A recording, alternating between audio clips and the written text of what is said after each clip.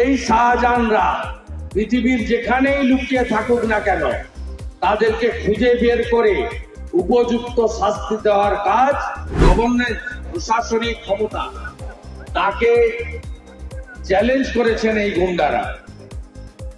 আমরা মনে করি যে পশ্চিমবাংলায় আইনের শাসন নেই এবং পশ্চিমবঙ্গে অবিলম্বে রাজ্যপালের উচিত কেন্দ্রীয় হস্তক্ষেপের জন্য সুপারিশ করা।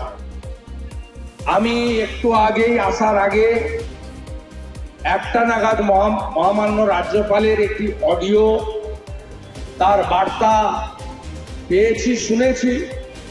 তাতে তিনি এই প্রথমবার বলেছেন যে সংবিধান এবং আইন আক্রান্ত হলে আর আইনের রক্ষকরা যদি আইনের ভক্ষক হন সেক্ষেত্রে সরকার এবং সংবিধান চুপ করে থাকবেন।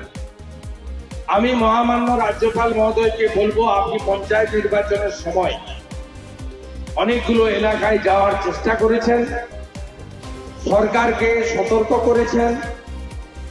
আপনার ওয়ার হাউস যেটা বানিয়েছিলেন রাজভবনে, সেখান থেকে প্রায় 7-8 হাজার কমপ্লেন আপনি রাজ্যের মুখ্য সচিব, স্বরাষ্ট্র সচিব, ডিজিপি এবং তৎকাল নির্বাচন স্টেট ইলেকশন কমিশনার মমতার পোষ্য রাজীব সিনহাকে পাঠিয়েছিলেন। তার একটারও সমাধান হয়নি, মানুষ বিচার পায়নি। তাই সতর্ক বার্তা না দিয়ে সরাসরি আপনি কেন্দ্রীয় সরকারকে এই রাজ্যের গুন্ডাদের সরকার, চোরেদের সরকার, জঙ্গিদের সরকার, মাফিয়াদের সরকার, রাষ্ট্রবিরোধী সরকার, তার বিরুদ্ধে, তার গুন্ডাদের বিরুদ্ধে ব্যবস্থা নেওয়ার জন্য সুপারিশ করুন। এটা পশ্চিমবঙ্গের লোক আশা করে। দ্বিতীয়ত, আমাদের 3 জন কর্মী 19 সালে খুন হয়েছিলেন এই শেখ শাহজাহানের নেতৃত্বে এবং তারপরে আমাদের মামলা হয়। সেই মামলা 21 সালে পুলিশ 29 জনের মধ্যে অতি সাধারণ 2 জনের নাম রেখে বাকিদেরকে ফাইনাল রিপোর্ট করে চার্জশিট থেকে বাদ দেয়। আমরা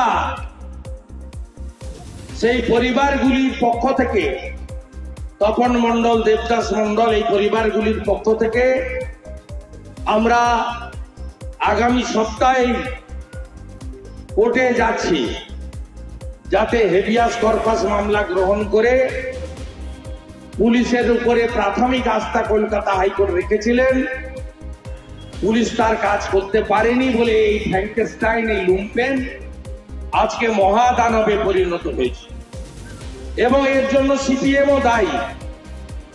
কারণ এই মাফিয়া ডন দাউদ ইব্রাহিমের আরেক স্বরূপ ছোট দাউদ, শাহজাহান শেখের হাতে খড়ি 2007 সালে সিপিআইএম এ, পরবর্তীকালে 13 সালে পুলিশ আবার বালু মল্লিকের সান্নিধ্যে গুন্ডাদের, মাফিয়াদের পার্টি, পরিবারবাদী পার্টি তৃণমূল কংগ্রেসে নাম লেখায় 2018 পঞ্চায়েত, 2019 লোকসভা, 2021 বিধানসভা, এমনকি 2023 পঞ্চায়েতে ওই এলাকাতে কাউকে নমিনেশন পর্যন্ত করতে দেয়নি। এবারেও জেলা পরিষদের যেখানে 50-60টি বুথ, 75-80 হাজার ভোটার থাকে, সেখানে 64,000 ভোটের ব্যবধানে জয়ী হয়েছে। বিরোধী প্রার্থী মাত্র 1200টি ভোট পেয়েছে। এই জায়গায় দাঁড়িয়ে যারা শুধু জমি লুট করেনি, ফিশারি লুট করেনি, সরকারি জায়গায় ইটভাটা টালিভাটা করেনি, হেরোইন পাচার, গরু পাচার চক্রের সঙ্গে যুক্ত শুধু নয়, এরা মমতা ব্যানার্জির হাতিয়ার এবং ভোট লুট করে সন্দেশখালী, মিনাখা, হাড়োয়া, বসিরহাট, হাসনাবাদ, বাদুড়িয়া এই এলাকায় ত্রাসের রাজত্ব সুন্দরবনে এরা চালু রেখেছে এবং এর বিরুদ্ধে হেরোইন পাচারের গুরুতর অভিযোগ রয়েছে। কলকাতা পোর্টে 100 কোটি টাকার হেরোইন বাজেয়াপ্ত হয়েছিল, সেখানেও শাহজাহান শেখের লিঙ্ক আছে।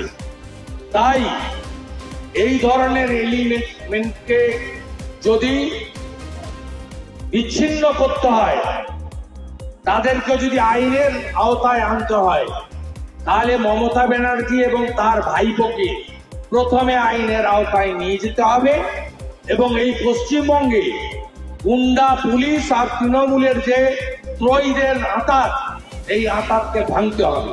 সে কাজটা আমরা করব, আমরা ব্যবস্থা নেব।